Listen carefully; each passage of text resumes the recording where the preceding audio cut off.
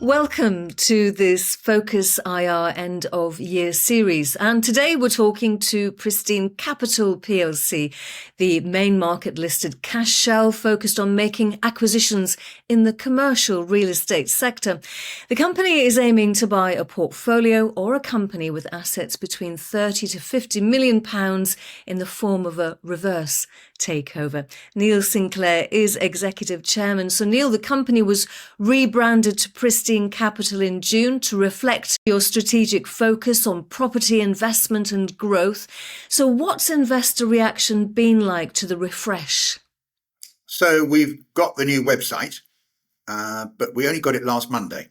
So it's early days, but I've had a few comments on LinkedIn and phone calls and this, that and the other. So it's encouraging, but it is early days. So it's not just the website, but when I talk about the refresh, it was the rebranding, the new name and the new strategic focus, as well as the website. What are investors saying to you about the business focus? They're happy with what we're looking for. The position at the moment is because of the budget, right, which put everything up in the air. We've reflected on the budget, and from our point of view, a Labour government in the past and today always creates opportunities, always does. And my late father, who died a long time ago, said to me, with a Labour government, you've always got more chance of making money, but less chance of keeping it. And I've always thought about that. So that's when accountants come into their own, to be quite honest. Well, let's hope that there is opportunity to keep that money, because the aim is to acquire over-leveraged portfolios or distressed single assets valued, as I said, up to £50 million in the form of that reverse takeover. So what's the pool of opportunity like under the new administration? So we're now finding some opportunities. To be honest, they've been in the last few weeks. Rather than anything else. We've seen a lot, but we haven't seen, until quite recently, opportunities that I think create the returns that shareholders are looking for. And I've learnt in the real estate business, you make your money going in, not coming out. So the position is very, very clear. There have to be the right opportunities. And we have noticed in the last few weeks, there are some interesting opportunities arising, which we're looking at quite closely. So therefore, Neil, when do you hope you'll make an acquisition, and is there a regulatory deadline for you to do so? So there was a consultation by the FCA, and the new rules came in July. The position with a cash shell, and that's our main market cash shell, is we have effectively 5 years from July 25, which is different to what we thought it might be. You have 2 years from 25 to 27 of July. If you have not done a deal by July 27, you have to go to shareholders to get their approval to carry on. If you don't get the approval, you return the money. Otherwise, you carry on. And you've got 3 years of that. So you've effectively got until July 2030. But by God, we have to do a deal long before that. You know. I know that you're a deal maker, and I'm sure that you won't need that 5-year grace period. But of course, once that first acquisition has been made, what's the plan? Fix the assets, mend the assets, make money and make another acquisition, or will there be concurrent purchases?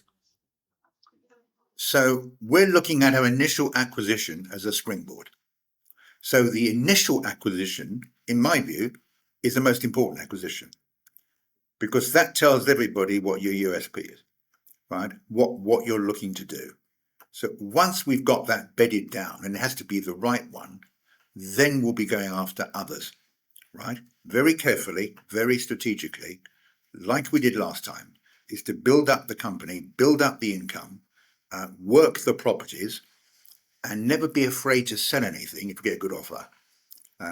That's the way we look at it. So what we're looking to do is total return for shareholders. Okay, and Simple. just for viewers who are unfamiliar with your background, you do have a long history of making deals. This is not your first foray into this type of sector. So I'm just wondering, at this moment in time, is there enough money on the balance sheet to make your first acquisition?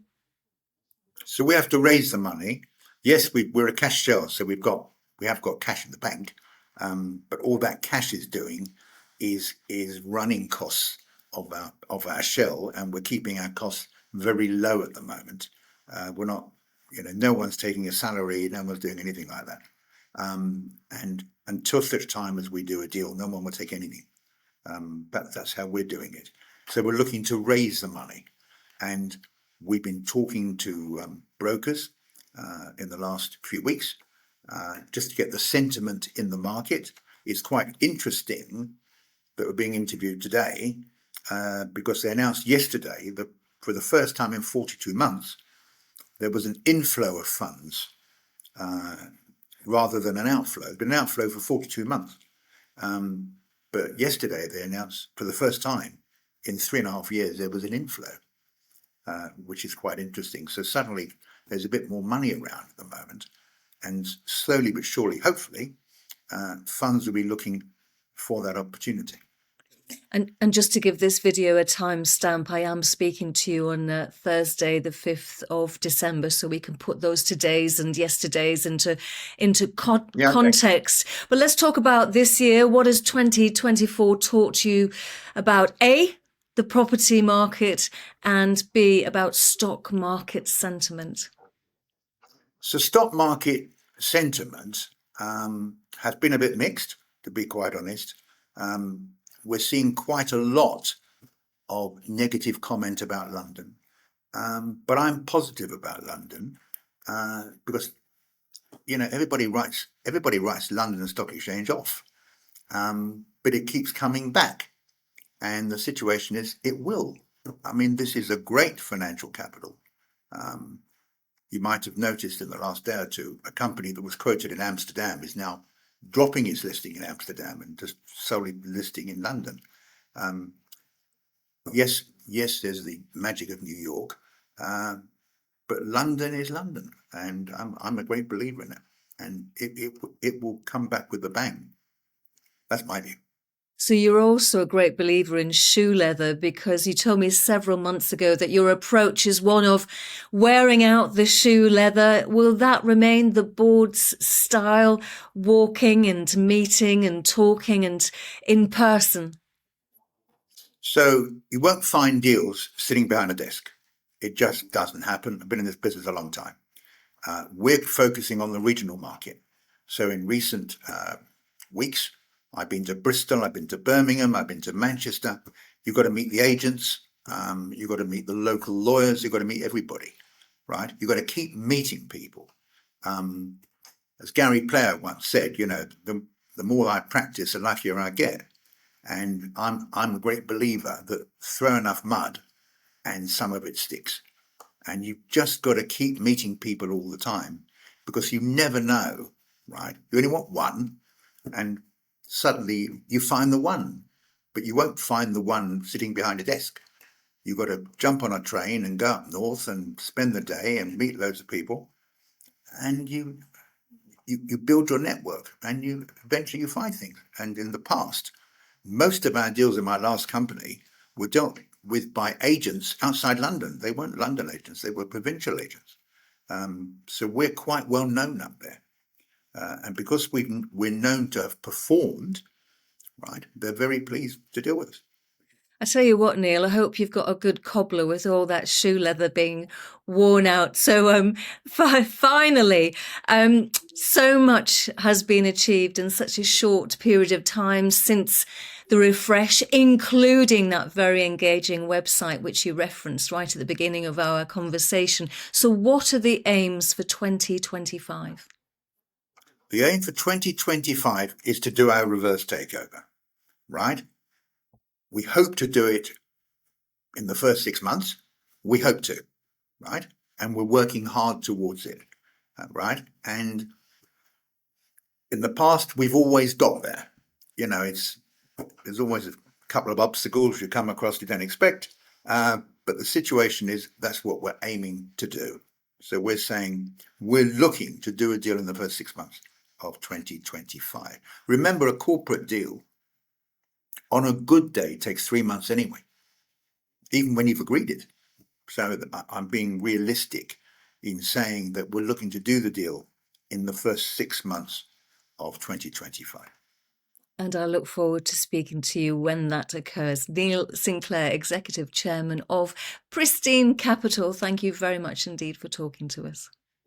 Thank you and have a nice Christmas.